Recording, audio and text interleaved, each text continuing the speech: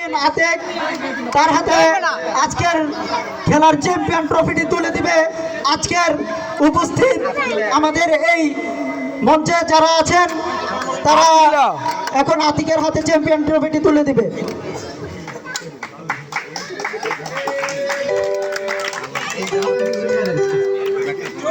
আতিকের হাতে চ্যাম্পিয়ন ট্রফিটি তুলে দিচ্ছে আমাদের আজকের খেলার অতিথিবৃন্দ।